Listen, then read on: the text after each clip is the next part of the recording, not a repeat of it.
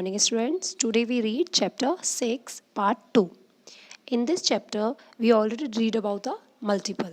So let's start getting knowledge about factor. So start this chapter. First is more tamarind seeds. ये आपका पहला topic है.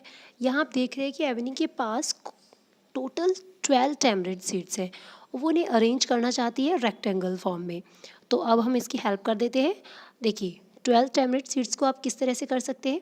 सबसे पहले आप इसे 1 2 3 4 5 6 7 8 9 10 11 12 ये आपने इनको अरेंज कर दिया. अब ये जो आपने अरेंज किया था ये देखिए ये 1 है और ये टोटल 12 है. तो 1 इंटू 12 ऐसे लिख सकते हैं आप. अब आप क्या कर सकते हैं नेक्स्ट. यहाँ 1 2 3 4 1 2 3 4 1 2 3 4. अब ये भी जब आप काउंट करेंगे तो ये 12 हो चुके हैं यानी कि 4 इंटू 3 हो चुका है. नेक्स्ट आप क्या कर सकते हैं. अब आप नेक्स्ट कर सकते हैं यहाँ पर कैसे इसे लिख सकते हैं 1 2 3 4 5 6 1 2 3 4 5 6. ये भी आप क्या है 2 × 6 आपका कितना होता है 12. तो इस तरह से आप रेक्टेंगुलर फॉर्म में इन्हें अरेंज कर चुके हैं. अब आपको नेक्स्ट आपसे कहा जा रहा है कि आपके पास 15 सीट्स हैं, आप इन्हें भी अरेंज कीजिए. तो इनको अरेंज करने का वही है वे है कि अब आप क्या कीजिए. यहाँ इसे ऐसे ही जैसे आपने 1 to 15 लिखा था तो आप यहाँ क्या कर सकते हैं. ये 1 to 15 इस तरह से हो जाएगा. और नेक्स्ट क्या कर सकते हैं. देखिए 1 2 3 ये आपके टोटल 5 हो गए. ऐसे ही यहाँ पर इनको 5 कर दीजिएगा. जब आप ये करेंगे तो 1 फिर क्या करेंगे 2 ये भी 5 यानी कि 5 इंटू 3. 5 इंटू 3 करने पर कितना आता है 15 आता है. यहाँ क्या हुआ था 1 इंटू 15. और आप कैसे अरेंज कर सकते हैं. और ऐसा आपको कोई दूसरा वे नहीं मिलेगा. यानी कि आपके पास 2 वेज हो गए. यहाँ पर कितने वेज थे 3 वेज थे. ये सभी क्या बनकर आते हैं अब हम इन्हें समझते हैं. ये देखिए बेटा ये आपका बनता है फैक्टर यानी कि 1 से 3 से 5 से और 15 से. क्या डिवाइड हो 15 को हम इजीली डिवाइड कर सकते हैं. ये सभी है 15 के फैक्टर्स यानी कि वो नंबर्स जिनसे हम किसी भी नंबर को डिवाइड कम्प्लीटली करते हैं वो उसके फैक्टर बन जाते हैं. अगर हम 12 के फैक्टर्स की बात करें तो 12 के फैक्टर्स में आपके पास फैक्टर्स आएंगे 1 आएगा 2 होगा देन क्या था 3 देन 4 देन 6 एंड 12. यानी 2 नंबर तो आपको बहुत समझ में आ गए होंगे. जो खुद नंबर है और एक 1 ये हर किसी का फैक्टर होता है. अगर हम 15 की बात करें तो देखिए यहाँ पर 1 आ रहा है और 15 आ रहा है.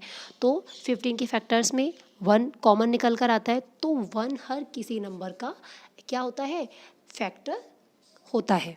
अब हम नेक्स्ट क्वेश्चन देखते हैं. आपसे कहा जा रहा है कि आप बताइए 20 बॉक्सेस हैं है ना. 20 बॉक्सेस को आपको क्या करना है रेक्टेंगुलर फॉर्म में करना है और उन बॉक्स की विथ है 2 बॉक्सेस. तो आप क्या करेंगे 20/2. तो क्या निकल कर आ गई लेंथ 10 हो गई. विथ स्टूडेंट्स देखिए ये समझ सकते हैं और ये उसकी लेंथ हो गई. इस तरह से इस क्वेश्चन को आपने सॉल्व कर लिया. अब हम देखते हैं. देखिए आपसे कहा जा रहा है कि आप बताइए हमें अब आपको क्या बताना है. आपको बताना है कि what is the length and width of the rectangular you color in how many ways you can color a rectangle of 20 box. यानी कि 20 बॉक्सेस को आप किस किस तरह से अरेंज कर सकते हैं. तो बहुत ही इजी है. जब आप इसे कलर करेंगे तो आपको इस ग्रिड का जो यूज़ करना है कैसे करेंगे. 20 बॉक्स है तो 20 तक आप कैसे पहुँचे. देखिए 1 × 20 ये भी एक वे हो सकता है. अब आप नेक्स्ट किससे डिवाइड करेंगे 2 से. 2 से डिवाइड करेंगे तो 10 आता है. क्या 3 से 20 डिवाइड होता है तो नो 4 से होता है. 4 इंटू क्या करेंगे 5. तो आंसर क्या आएगा 20. और इन सबको अरेंज कैसे करेंगे जैसे मैंने आपको 12 और 15 को अरेंज करना बताया था वैसे ही आप इन बॉक्सेस में अरेंज कर लीजिएगा कलर्स की हेल्प से. Okay students. ये अब हम करते हैं पेज 94 को सॉल्व. पेज 94 में आपसे कहा जा रहा है यहाँ बैंगल्स है। कितने बैंगल्स है आपके पास? 18 बैंगल्स है, जिन्हें आपको 2 के, 3 के, 6 के और 9 के, है ना, ग्रुप्स बनाने हैं। आपसे फर्स्ट क्वेश्चन जो पूछा जा रहा है वो है how many groups will she give if she makes group of 1 angle. अगर वन उसके पास 1 1 एंगल्स बनाती है, 1 इस तरह से रखती है, तो कितने ग्रुप बनेंगे? देखिए 18 है तो टोटल कितने ग्रुप बन जाएंगे? 18 बन जाएंगे। तो यहाँ आपका आंसर क्या आएगा? 18 आएगा। अब आपसे कहा जा रहा है कि ये तो 18 बैंगल्स की बात थी, अगर 24 बैंगल्स होते तो आपको क्या करना है? सिंपल फैक्टर फाइंड आउट करना है। अब फैक्टर के लिए 24 है आपके पास, तो पहले आप क्या करेंगे? 1 मल्टीप्लाई 24। सेकेंड क्या आएगा आपका? 2। 2 से जब डिवाइड करेंगे तो कितनी बार होगा? 12। अब स्टूडेंट्स आपको लग रहा होगा कि ये 12 आप कैसे लेकर आएंगे? अगर आपको टेबल लर्न है तो आप बहुत इजीली कर सकते हैं। अगर टेबल लर्न नहीं है तो आपको क्या करना होगा? ये जो आप जैसे बेसिक करते थे ना डिवाइड, इस तरह से डिवाइड कर लीजिएगा। जब आप इसे डिवाइड करेंगे तो यहाँ 2 जा आ जाएगा, फिर आपका यहाँ पर क्या आएगा? 1 आंसर आ जाएगा, और 4 आपका यहाँ पर होगा तो क्या आ जाएगा? कुछ नहीं बचेगा, तो ये 12 आ गया ना आंसर। इस तरह से आपको डिवाइड करना है। अब आप 3 से करेंगे तो आप 3 के लिए क्या लिखेंगे? यहाँ पर 3 मल्टीप्लाई क्या आने वाला है? यहाँ पर 8 आने वाला है। अब नेक्स्ट क्या होगा? 4। 4 को किससे मल्टीप्लाई करें कि आपके पास क्या आ जाए? 24, तो 6 होगा। अब कोई और नया नंबर 5 से, 6 से, अगर आप 5 से तो जाएगा नहीं डिवाइड, 6 से करेंगे तो देखिए आप 6 एक बार यूज़ कर चुके हैं। जो नंबर आपका आ चुका है उस नंबर को आप बार बार नहीं लिखेंगे, है ना। अब फिर 7 से करेंगे तो 7 से डिवाइड नहीं होगा, फिर 8 से डिवाइड होगा तो 8 आप काम में ले चुके हैं, फिर 9 से डिवाइड नहीं होगा, 10 से नहीं होगा, 11 से नहीं होगा और 12 से होगा। 12 से डिवाइड होगा तो आप 12 का यहाँ यूज़ कर चुके हैं, यानी कि आपके पास सभी फैक्टर्स आ चुके हैं। अब आप इन्हें लिखते कैसे हैं? देखिए अगर मल्टीपल होता तो ये कंप्लीट लिखा जाता है, लेकिन ये क्या है? ये है आपका फैक्टर। तो फैक्टर को इस तरह से लिखते हैं कॉमा लगा के, 1 2 3 4 5 नहीं आया तो 6 आएगा, 6 के बाद यहाँ क्या आएगा? 8, देन 12, देन 24। और ये आंसर कहाँ लिखने वाले हैं आप? यहाँ लिखने वाले हैं। ओके स्टूडेंट्स, कॉमा लगाकर आप सभी आंसर्स को लिखेंगे, और ये अपने आप में हर कोई फैक्टर है। 1 फैक्टर है, 2 भी है, 3 भी है, 4 भी है, 6 भी है, 8 भी है, 12 भी है और 24 भी है। तो आपको ये ध्यान रखना है कि सभी चीज़ें अपने आप में जो भी मल्टीप्लाई करके आती हैं वो सभी नंबर्स क्या हैं? फैक्टर्स होंगे। ओके, तो आपको ये सारे कंप्लीट करने हैं ये सभी के। अगर मैं 1 की बात करूँ तो 1 के लिए आंसर क्या आएगा? 1 खुद होगा, और 13 तो 1 और 13 ये है प्राइम नंबर। प्राइम नंबर्स के फैक्टर सिर्फ 2 ही नंबर होते हैं, एक तो वो खुद होता है और उसके साथ में होता है 1, और ये क्या बन जाते हैं? प्राइम नंबर बन जाते हैं। आप देखते हैं ये आपका फिल द चार्ट। चार्ट में आपसे फिल करने के लिए वो कह रहा है कि आपका यहाँ पर जो चार्ट गिवन है इसे किस तरह से सॉल्व, ये आपको पूरा फिल करना है, यहाँ से यहाँ तक ही सारा फिल करना है। अब कैसे होगा वो मैं आपको समझा देती हूँ। यहाँ आप इसको करेंगे तो आपका आंसर 1 आएगा, फिर 1 को जब 2 से करेंगे तो आपका आंसर 2 आएगा, 3 और 1 को करेंगे तो 3 आएगा। इस तरह से आपको करना है। जैसे आपका 12 कैसे आया होगा? 6 को और 2 को किया तो 12 आया, है ना। अब आपको जब ये कंप्लीट करेंगे तो यहाँ लास्ट में आपका आएगा 144, यानी कि 144 आएगा। ये आपको सॉल्व करना है मल्टीप्लाई करके। मैंने आपको तरीका बता दिया है कि रो और कॉलम को आपको जो नंबर है उन्हें आप मल्टीप्लाई करके इसे कंप्लीट कीजिएगा। फिर देखिए इसने आपको सिखाया हुआ है कि किस तरह से आप इसकी हेल्प से फैक्टर्स निकाल सकते हैं। 12 का उन्होंने एग्जाम्पल दिया हुआ है जो बहुत ईजी तरीका है कि ये रहा 12, यहाँ पे ये 12 है, ये 12 है। किस किस 12 कैसे आया? 6 और 2 से, तो हमने यहाँ पे लिख दिया। 4 और 3 से आया, वो हमने लिख दिया। 1 एंड 12 से आया, ये हमने लिख दिया, है ना। अब ये आपसे क्या कह रहा है? ये आपसे कह रहा है कि ये तो 12 के फैक्टर्स हैं, ऐसे ही आपको किसके निकालने हैं? 10 के फैक्टर। तो 10 ये देखिए यहाँ लिखा हुआ है ना, 10 के फैक्टर्स बताइए, और लिखा हुआ है कि 36 के फैक्टर्स बताइए। तो इन्हें कैसे सॉल्व करेंगे? बहुत इजी है। 10 के फैक्टर्स के लिए क्या करना होगा? यहाँ पर आपको नंबर ढूंढना होगा। जब आप इसे कंप्लीट करेंगे ना तो आपको यहाँ पर इस जगह 10 मिलेगा, है ना, यहाँ पर 10 मिलेगा। तो आप देखिएगा 10 कैसे आया? एक तो 10 ये रहा और 1, यानी कि ये वाला 10 आया 1 इंटू 10 करके। ये वाला जो 10 था वो कैसे आया? 5 से और 2 से, यानी कि 2 इंटू 5 करके। तो फैक्टर्स क्या हो गए इसके? सिंपली 1 2 5 और 10। हो गया इजी, मतलब आपको मल्टीप्लाई फाइंड करना है कौन कौन सा नंबर था और फिर यही आपके आंसर बन जाने वाले हैं। तो अब आप 36 के लिए क्या करेंगे, यहाँ पर जब आपकी टेबल कंप्लीट हो जाएगी तो 36 नंबर को ढूंढना और देखना वो किस किस नंबर के मल्टीप्लिकेशन से बना है और वही उसके क्या बन जाने वाले हैं, फैक्टर्स बन जाने वाले हैं। वैसे मैं आपको बता देती हूँ कि 36 के लिए क्या क्या आंसर आएगा। तो 36 के लिए आंसर आएगा 1 2 3 4 6 9 12 18 एंड 36, ये आपका आंसर है और आपको सिर्फ क्या करना है, इस टेबल में इसे फाइंड आउट करना है। ओके स्टूडेंट्स, अब हम देखते हैं आपका नेक्स्ट आपका है कॉमन फैक्टर्स। ये कॉमन फैक्टर्स क्या, अच्छा यहाँ आपका ये क्वेश्चन और रह गया, ये भी आपको समझा देती हूँ। ये जो क्वेश्चन है ये रहा, what is the biggest number, तो आपका बिगेस्ट नंबर 144 होने वाला है। ओके, अब आपसे अगर वो ये कहता है कि अब आप क्या कर सकते हैं, what can you do for number bigger than that, आप इससे ज़्यादा बिगर नंबर कैसे लेकर आ सकते हैं।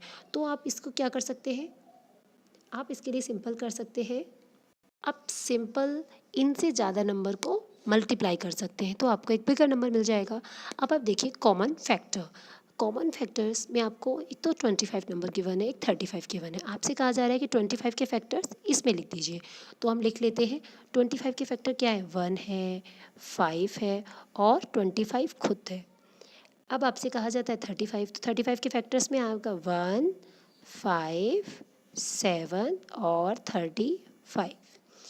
स्टूडेंट्स अब आपको क्या करना है, अब आपको पर्पल में लिखना है दोनों में कॉमन। देखिए क्या क्या कॉमन है, तो यहाँ आपका आंसर आएगा 1 5, क्योंकि यही यहाँ पर कॉमन है, इसमें भी है और इसमें भी है, तो ये क्या है, इसका कॉमन फैक्टर। ऐसा ही हमने कुछ मल्टीपल में भी किया था। नेक्स्ट आपसे कहा जा रहा है कि आप 40 और 60 का निकालिए। ओके, तो आपको वो नंबर फाइंड आउट करने हैं जो कि 40 और 60 में आते हैं। जब आप 40 और 60 का निकालेंगे तो इसके लिए आपको नोटबुक का यूज़ बहुत बेटर वे में करना होगा। मैं आपकी हेल्प कर देती हूँ, इसको थोड़ा सा बड़ा कर देती हूँ। देखिए ये है, यहाँ हम 40 और 60 का लिखेंगे। तो जब हम 40 की बात करते हैं तो ये 1 2 4 5 10 20, अच्छा 8 रह गया और 40, ये है। अगर हम बात करते हैं 60 की तो इसमें आएगा 1 2 3 4, है ना, 5 6 12 15 30 और 60 खुद। ये तो मैंने आपको समझाने के लिए लिखा है, लेकिन आपको क्या करना है, आपको कॉमन नंबर्स यहाँ लिखने ही नहीं है, यानी कि ना यहाँ पर लिखने हैं ना यहाँ पर लिखने हैं। अब आप ये नोटबुक में करेंगे तो आप क्या करेंगे, सबसे पहले आप लिखेंगे 40 के फैक्टर्स, फिर आप लिखेंगे 60 के फैक्टर्स, इस तरह से यहाँ लिखेंगे 1 2 4 5 करके, फिर आप लिखेंगे 6 के 1 2 3 करके, और जो कॉमन होगा उनको आप कहाँ लिखेंगे, यहाँ पर। कॉमन में क्या आने वाला है, 1 आने वाला है, 2 आने वाला है, 4 आने वाला है, 5 आने वाला है, 10 आने वाला है और 20 आने वाला है। ओके स्टूडेंट्स, अब आप देखिए जो कॉमन है उन्हें आप यहाँ लिखिएगा मत, यानी कि मुझे क्या क्या नहीं लिखना था ये तो मैंने आपको समझाने के लिए किया है। अब आपको रियल में क्या करना है, आपको करना है 8 और 40 को यहाँ लिखना है और यहाँ लिखना है 3 को, 6 को, 12 को, 15 को, 30 को और 60 को, है ना। अब जो मेरा कॉमन है उन्हें मैं यहाँ मिड में ही लिखूँगी 1 2 4 5 10 और 20। समझ में आया आपको, मैंने समझाने के लिए 40 और 60 के अलग अलग लिख दिए थे, लेकिन आपका मेन आंसर क्या होगा, जो आपके 40 के हैं और जो 60 के हैं जो कॉमन नहीं है उन्हें तो आप इसमें लिख दीजिएगा, और जो कॉमन है उन्हें आप हमेशा कहाँ लिखेंगे, मिड में ही लिखने वाले हैं। ओके, और आपको फैक्टर निकालना तो मैंने बता ही दिया है, 1 2 3 4 ऐसे करके निकालेंगे और जो आपका साथ में है मल्टीप्लाई है उसके साथ डिवाइड करते चलेंगे। देखिए अब हम करते हैं आपका नेक्स्ट फैक्टर 3। यहाँ आपको और क्लियर हो जाएगा कि मैं किस तरह से डिवाइड परफॉर्म करती हूँ। यहाँ आप देख रहे हैं 18 है ना, 18 किससे डिवाइड हुआ, 2 से, फिर 9 आया, फिर 9 डिवाइड हुआ 3 3 से। अब मैं इसको देखिए यहाँ आपसे क्या कह रहा है वो कि आपको एक तो आपको प्राइम नंबर पता है, नहीं पता तो मैं समझाती हूँ। जो ये प्राइम नंबर होता है ना बेटा, ये वो नंबर्स होते हैं जो और किसी से डिवाइड नहीं होते, यानी कि 2, इसका फैक्टर सिर्फ यही होता है, या तो 2 या 1। अगर 3 है तो इसका क्या होता है, या तो 1 या 3। अब 5 है, 7 है, ये खुद अपने आप के ही क्या होते हैं, फैक्टर होते हैं, इनके फैक्टर्स कोई और नहीं होता है। अब ये प्राइम नंबर पर जब हम आ जाते हैं तो हमारा फैक्टर ट्री की ब्रांच रुक जाती है। कैसे रुकती है, देखो ये 18 है, 18 को मैंने डिवाइड किया, 2 का एग्जाम्पल हमें ऑलरेडी दिया हुआ है तो हमने 3 से स्टार्ट किया, 3 से डिवाइड किया, तो 3 से जब मैं 18 को डिवाइड करूँगी मैं ऐसे लिखूँगी 3, और यहाँ पर 18 से डिवाइड करूँगी तो क्या आएगा, 3 6 जा, तो मैंने 6 को यहाँ लिख लिया। अब 6 को किससे डिवाइड कर सकती हूँ मैं, 2 से, 2 से डिवाइड किया तो 3 आ गया। अब मेरे पास ये मेरे आंसर्स आ गए।